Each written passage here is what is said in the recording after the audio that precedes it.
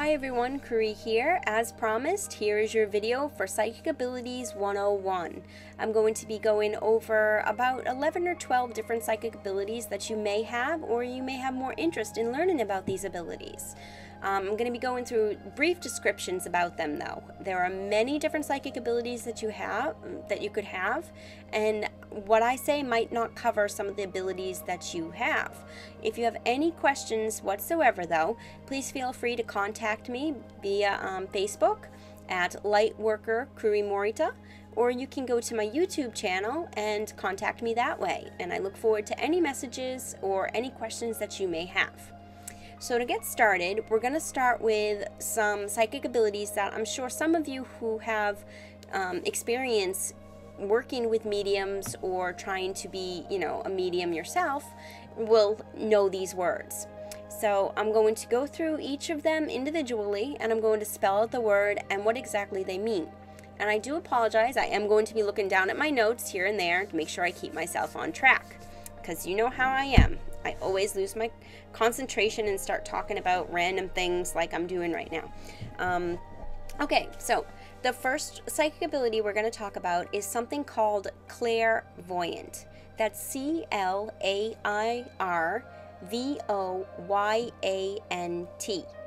Clairvoyant, which means clear seeing. Now, clairvoyance is being able to see things beyond your physical eyes, or beyond what normally isn't seen, basically. Meaning you can see spirits, you can see ghosts, you can see angels, stuff like that. Stuff that normal people, or rather, that people can't see with their naked eye. You may also be able to see events that haven't even happened yet, have premonitions. You also might even be able to see energy around people, their auras. You might be able to see animals, or animal auras, or plant auras. You also might just even be able to see the energy in general that's in the air and around us. And what that looks like is little sparks of light that you'll probably see with your peripheral vision. And these sparks and flashes of white lights should not be confused with angel lights. They're a little bit similar, but they're very different. Angel lights you'll see maybe sporadically, but if you actually see energy, then this is a constant static, a constant flickering that you can see most of the time with your peripheral vision. So that's different characteristics about clairvoyance, or clear seeing.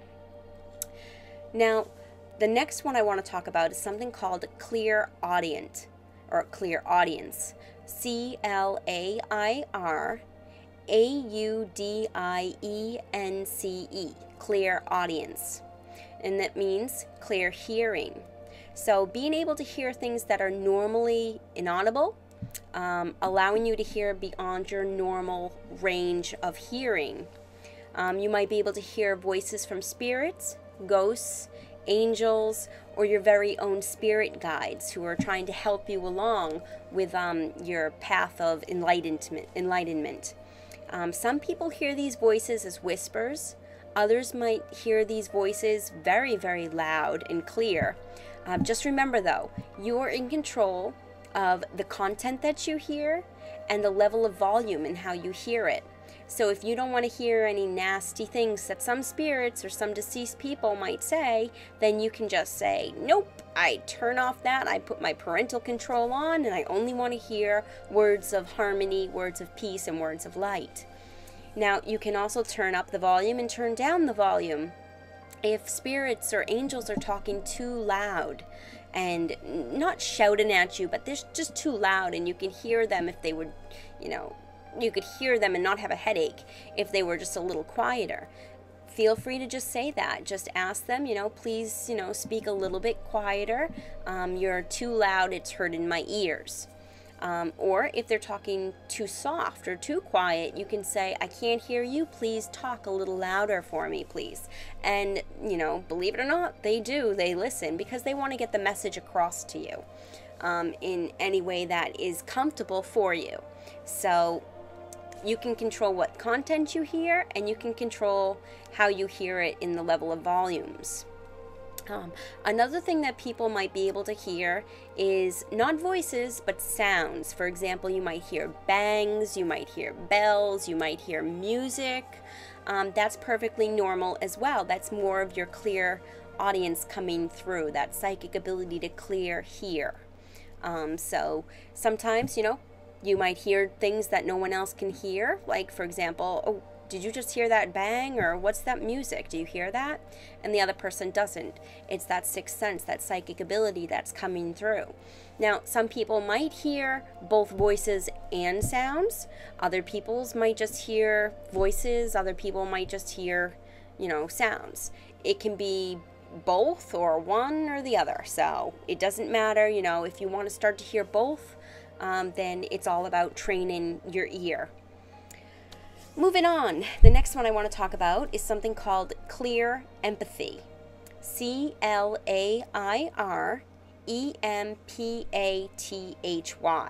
Clear empathy, meaning to clear empathize or clear empathy. And that's being able to feel emotions beyond natural reasoning. For example, have you ever been in a room filled with people and suddenly felt overwhelmed with emotions?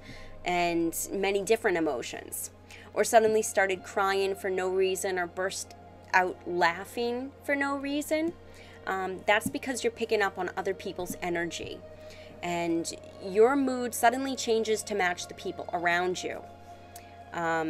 You might be able to pick up on spirits or ghost feelings as well, either the sorrow that they felt or the happiness that they shared while they were living, also their present state, being crossed over on the other side.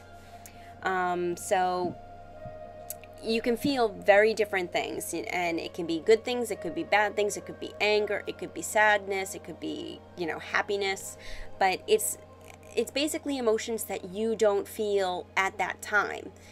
The only way I can say is, let's say you're driving in the car and all of a sudden you just start bursting out laughing. Well, why are you laughing type of thing.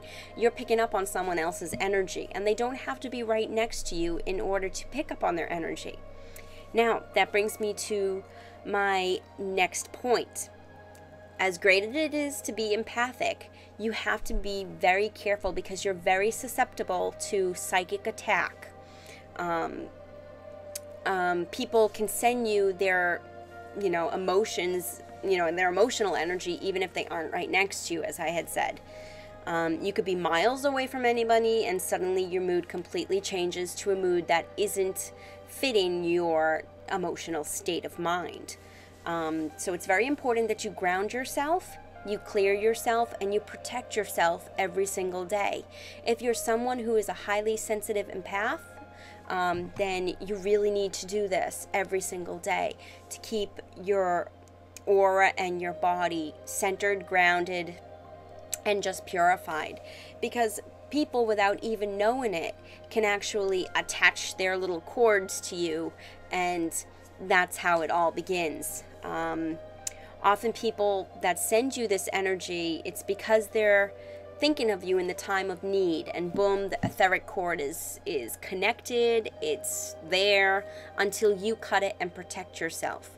And remember that most people don't know that they're attaching any type of cord to you, and they're draining your energy, or they're sending you their toxic energy. Most people aren't aware of that. It's just like I said, when they're in a rough state or even a happy state, they might think of you and their energy goes straight to you, or they're drawing energy from you. So if during the day all of a sudden for no reason you're just feeling like you hit a stone wall, then just sit down, close your eyes, take some deep breaths, and imagine yourself cutting the cords that have been attached, that are around your stomach area. And it doesn't matter how you cut them. You could cut them with your hands. You can pretend that you have, a knife or a sword and cut them, whatever you do, but you need to cut them, and then you need to protect yourself. So encase your body and your aura in beautiful, purifying white light, and that will keep you protected. But like I said, for people who are highly sensitive to, empathize with people, you really need to do this on a daily basis and as often as you feel needed. Okay, moving on. So the next one I want to talk about is clear cognizant. And I said that wrong. Clear. No, I said that right, I think. If I said that wrong, somebody message me and tell me how to say it. But it means clear knowing. Being able to know things beyond your own mind's knowledge.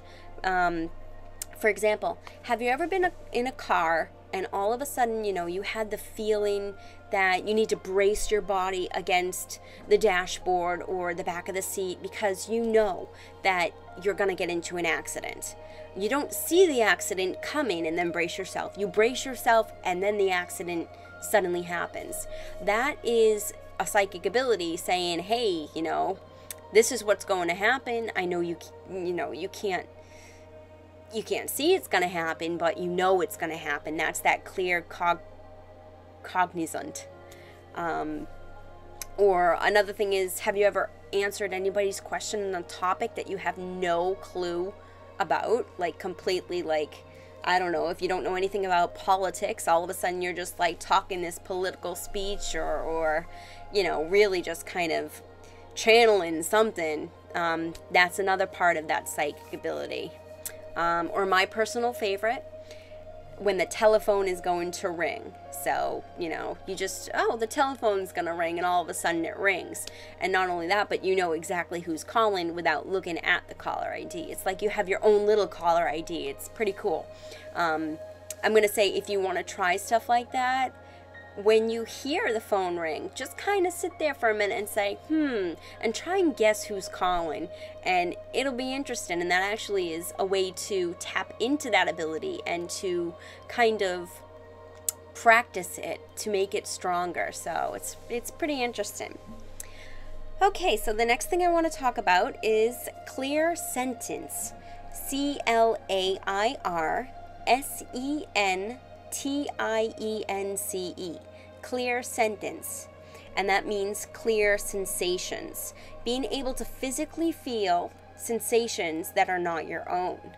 For example, being able to feel how others died. So if you go to, I'm going to just say a paranormal investigation. If you're on a paranormal investigation and all of a sudden, let's say you're at an old ghost town that, you know, they used to hang people, or even if you go to one of my personal favorite places, Salem, Massachusetts, the home of the Salem witch trials, and you're walking along and all of a sudden you feel like your throat is clogged, or you feel like you're being cut off for oxygen.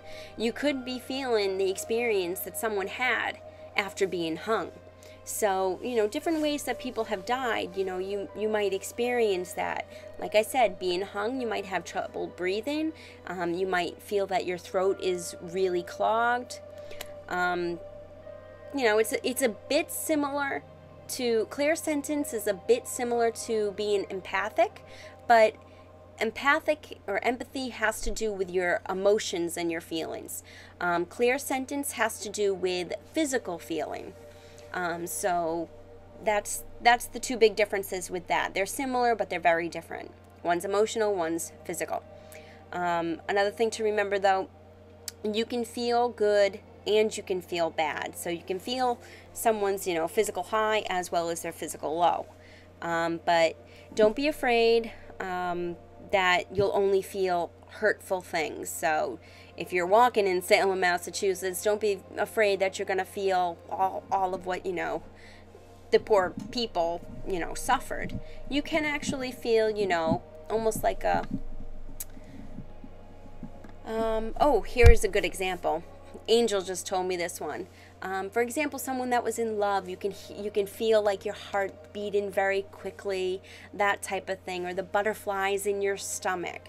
So it's not bad, all bad things. You're not going to feel every heart attack from somebody. You're not going to feel every, you know,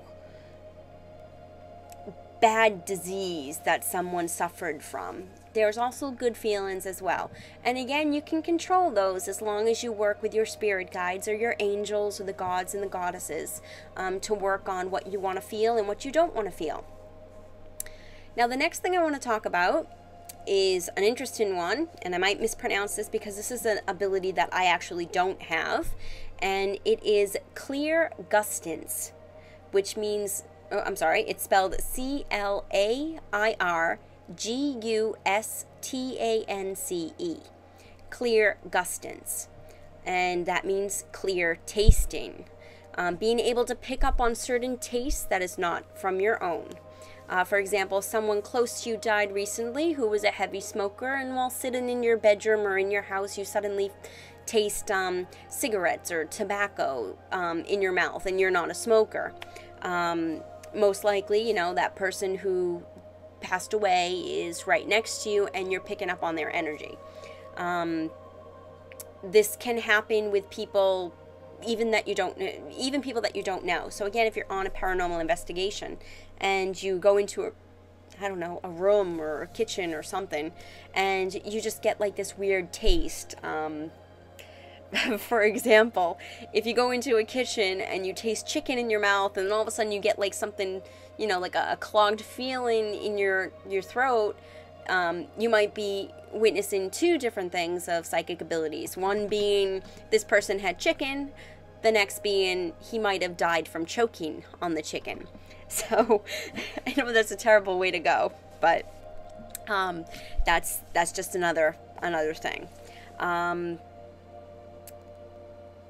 Yeah, I've never had this happen before, to my knowledge anyways.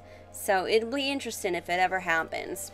Let's see. The next one I want to talk about is clear sentient. So it sounds a little bit similar to clear sentence, but it's not. It's clear sentient. CLAIRSENTIENT. Clear sentient, which means clear sense. Being able to smell aromas beyond natural levels. Mom's homemade apple pie, grandfather's pipe or cigar, maybe your grandmother's favorite perfume, or in one of my cases, it was in Japan, in my bedroom, and all of a sudden I could smell horse. Now, I don't have any of my horse things around me, so there's no horse smells anywhere in Japan, or near me, I should say. And all of a sudden, you know, I smelled the barn. And for anybody who works with horses, they know what smell I'm talking about. It's not a disgusting smell. It's a really nice aroma for people who really love horses. And all of a sudden, you know, I smelt this, and sure enough, I saw, you know, using my clairvoyance, my clairseeing, I saw a beloved horse that I absolutely loved that had passed away. So it was a good, nice hello from him that I got. So that's an example of clear sentence, or sentient. Another thing, and those I think are all the clairs. There's a lot of like clear this, clear that, clear this, but that's pretty much it with those. The next thing that you can have for psychic abilities, and this sounds weird because everybody does this, but dreams. Having vivid or lucid dreams and getting messages from deceased loved ones or the angels while in that state of REM. And these are very vivid dreams that they're real, they feel like real dreams. I know everybody has had probably at least one of these dreams in their life. Those are actual dreams of psychic ability, and you know, a lot of predictions come from them. A lot of messages from your angels come from dreams. So don't take any dreams for granted unless they're really outrageous dreams, but I'm talking about the dreams that feel real. Never take those dreams for granted, because they do have a message within those dreams. So definitely, if you wake up from a dream that felt real, write it down, and later it might make sense when you're actually fully, you know, awake. Okay, the next thing I want to talk about, visions. Okay, seeing things while you're awake, but almost in a daydream-like state. You can see future events or get messages from your loved ones or from angels or your spirit guides. I'll tell you a quick story. And this I'm sure might have happened to people, and it's a very difficult very difficult story, or I don't know, it's not difficult, but here, I'll tell the story. Losing train of thought. Okay. One of my parents' friends, or a family friend, their son had passed away quite a few years ago now. And one day, back in America, I had a vision. It wasn't a dream. I wasn't sleeping. It was just almost like a daydream-like state. And I had a vision that I saw their house. And I saw him in the window. And I'm going to switch his name so I keep, I don't know. I'm just going to make up a name. Let's say his name is John. I saw John in the window, and I went, John? And he ducked down really quickly, like to hide, kind of like, ooh, don't find me, don't see me. And I was like, John? John? What are you doing? And he popped up, and he was like, oh, hi, Curry. No, I'm just looking out my window. It was his bedroom window.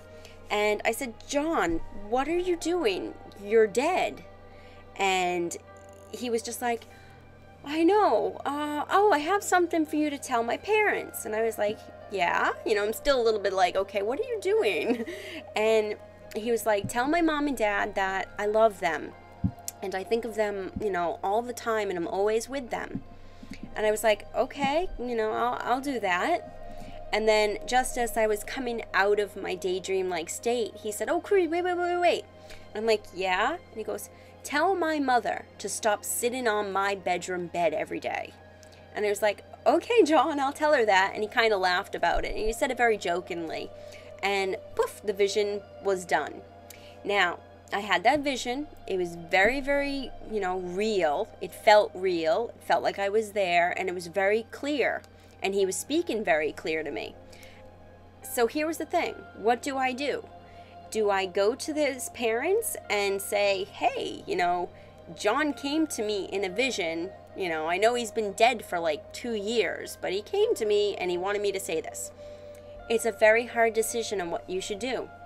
Should you go to the person and tell them? Or should you just kind of say, I think I'm just gonna keep my mouth shut on this one. Well, I talked it over with my husband Masa and asked him what I should do, and I talked with my sister and asked her what she would do, and then finally it was just like, okay, well, what do I feel like I should do? And I asked my angels about it, and my angels basically said there's a reason why he came to you, and everything should be revealed to his parents.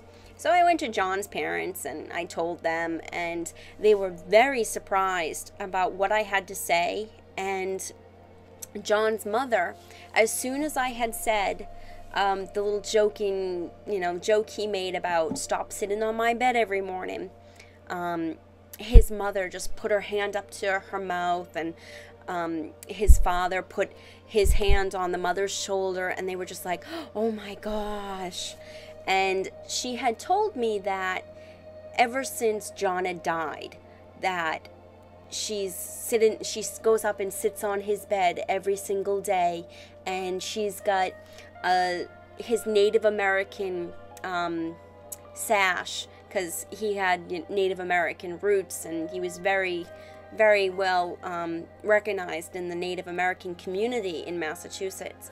And she would always go and kiss his sash and say, hi John, I love you, I miss you.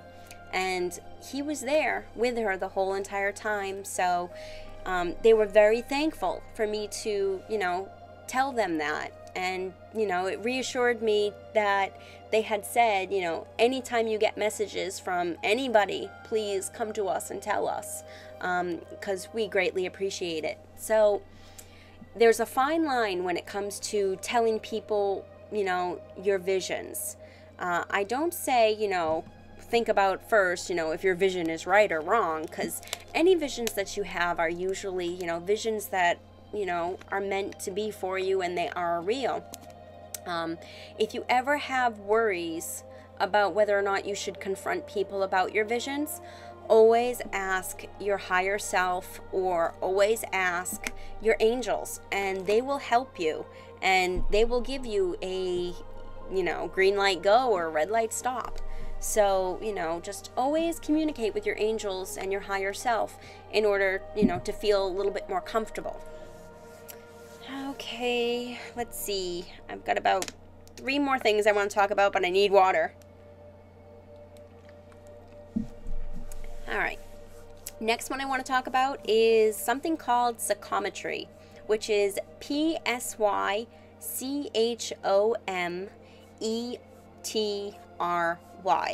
Psychometry. And psychometry is pretty fun. It's very interesting. What you do is, I'm trying to find, of course I have no objects. We'll use this. Okay.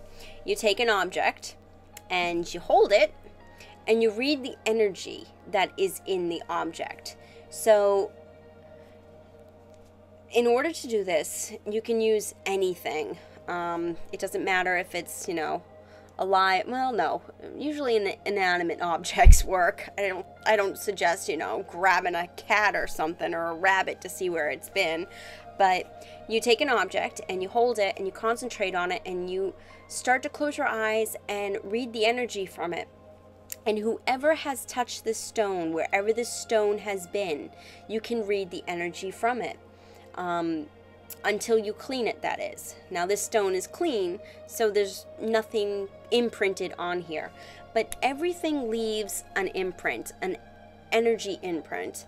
So I recommend, if you do flea market shopping or you do yard sale shopping or just anywhere, anything that you buy, always go home and sage it and cleanse it, because the residual energy is in it. And, you know, let's just say someone used this little stone to, you know, bash somebody on the head. I don't want that type of energy in my house. So clean your stuff after you get it. It's almost like if you went shopping for clothing. Most people go home and put the clothing in the wash before they wear it to get out any chemicals or any whatever that could be in it from, you know, the store or from the manufacturing company. Same rules apply to anything that you buy, especially houses and apartments or cars. You're buying into someone else's energy. Someone else lived there before you. Even if you build a house on land, someone lived on that land at some point, you know, at some era. So always, you know, purify the land or clean the land. And you can do that with, you know, simply just envisioning white light and purifying everything. You can also use smudge or sage and sage everything. But just remember, everything has energy. And psychometry is reading the energy that is within the object. So if you actually want to try this, go ahead and get, you know, a friend to join you and exchange things. For example, a ring or something. Exchange rings, and you might be interested to find out, you know, where the ring came from, or where the stone came from, or, you know, where anything came from, or the circumstances that this person received the ring under, or received a pocket watch under, or, you know, anything, any inanimate object. So try it out. It's pretty cool, and it's more developing for your psychic abilities. Okay, the next one I want to talk about is something called psychography. I don't say it that way, but I'll give you the spelling. It's pretty easy. psychography. It's also known as automatic writing. I say automatic writing. I don't want to say like psychography, but anyways, automatic writing. It's letting the spirits or angels manipulate your writing hand to write down messages of importance from beyond. Wow, this video is turning long, isn't it? Basically, what it is this is a small piece of paper. You need to get a big piece of paper, lay it out on a table, because your hand can actually go really crazy. And ask who you want to communicate with. If you want to communicate with your angels, then, you know, ask for your angels to come and help you and to guide your hand. If you're doing a seance, if you're a professional and you're doing a seance, or even want to try some psychic awareness classes that do automatic writing, it's great. You just ask, you know, for someone you want to talk to, and you have pen, paper, and you just hold it there like this. And then you just start writing down images or words that come in your head. For example, red comes in my head, okay? Computer comes in my head. Light comes in my head. Just start writing down stuff, and just, you'll be surprised about how quickly you just start writing and your mind is not thinking anymore, but you're just kind of one with what you're writing, but you don't know what you're writing about. This is actually spirits communicating, or angels communicating through you and through your hand and through the pen. If you're not getting anything and your mind is completely blank, that's fine. Just hold the paper and the pen, or hold the pen on the paper and just start doodling. Just draw little circles like this. Just keep drawing circles. Oops, wrong direction. Draw circles, and then all of a sudden a connection starts, and maybe you'll start writing things. But practice makes perfect with automatic writing. But always keep, you know, all of your doodles, because they might make sense to you. So that's automatic writing. And then the last thing I wanted to talk about was something called remote viewing. This is another interesting psychic ability. And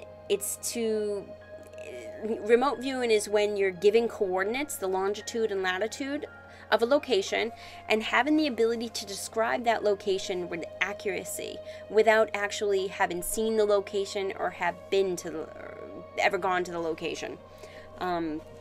So that's pretty interesting. And those you can do with a group as well, or with another person. Give them the coordinates to somewhere that you know of, and, you know, see what they imagine, see what they picture, and, you know, see if it's right.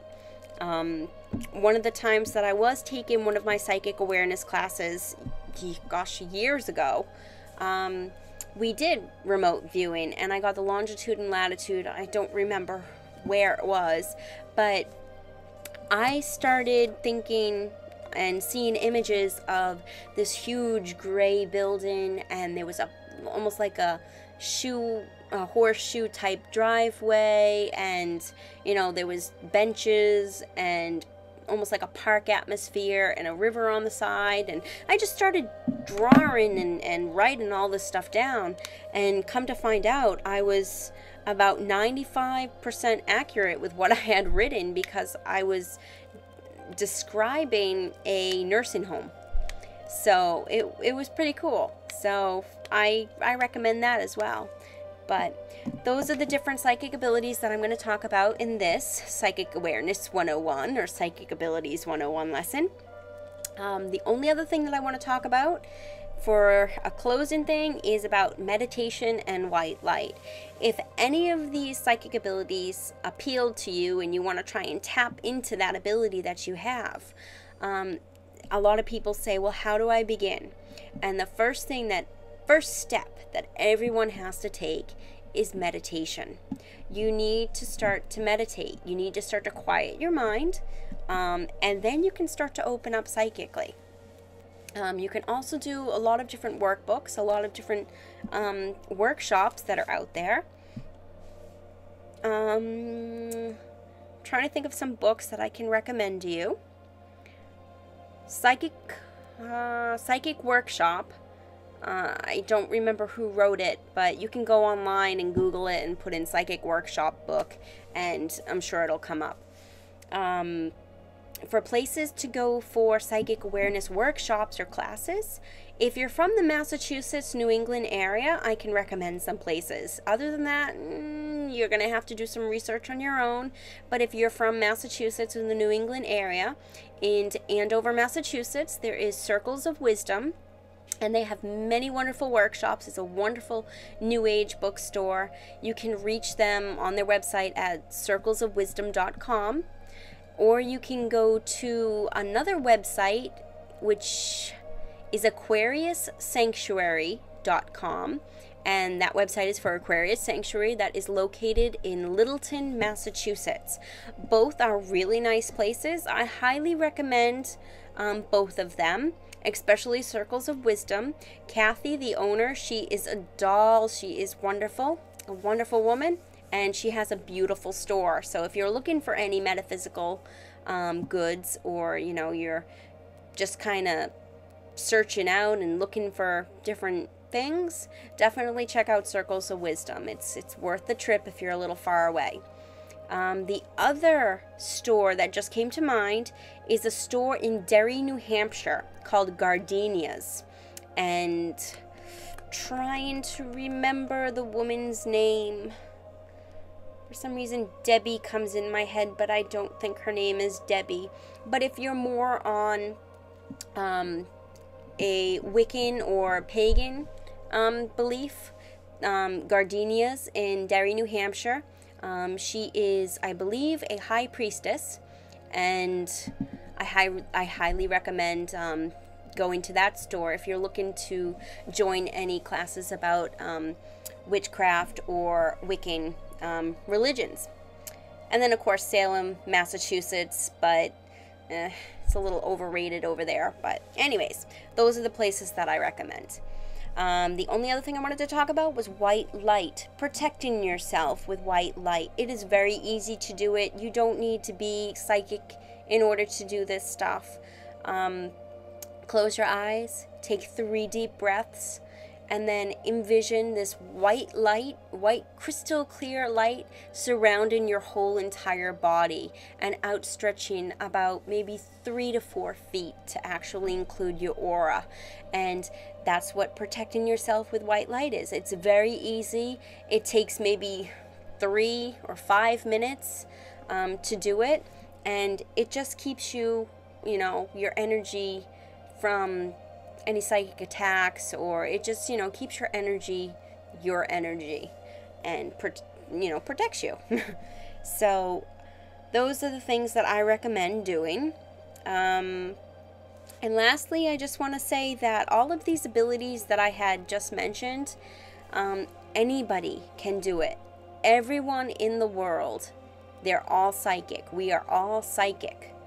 There's not, you don't need to come from a line or generation of psychics after psychics. You don't need to be born with a veil over your face. You don't need to have a near-death experience in order to become psychic. It's all about training yourself to be psychic. So someone who has no, contemplation of any of this stuff, and then all of a sudden, oh, let me try it. They can be just as psychic as, the next person. So, don't be discouraged if someone says, oh, well, I come from a long line of psychics. So what? We all have. It's just a matter of if they tapped into their ability or not. So don't get discouraged if anybody, says that they're more psychic than you, because it's not. We're not. We're all the same. We just have stronger points than others. Some people might have more of a stronger ability to see than to hear, or to hear than to empathize with people. So, some people might have everything, but it doesn't make them any better or any less. So I hope you enjoyed this video, and some of the other videos that I'd like to think about doing, which I want your input if you want me to do those videos or not, is ways and types of divination, protection, crystals and stones, and paranormal, like ghost hunting stuff. So if you have any shout out about what you want me to do my next video on, please feel free, send a message again through Facebook at Lightworker Kuri Morita, or through my YouTube channel. I hope you all enjoyed this video. Make sure you stay hydrated. Every time you're doing psychic awareness or psychic workshops, always drink water. And don't have anything heavy before you do anything, for don't eat like pasta or something. But that'll be on another video. Alright, well, I hope you all enjoyed. Take care. I send you all lots of love and light. Namaste.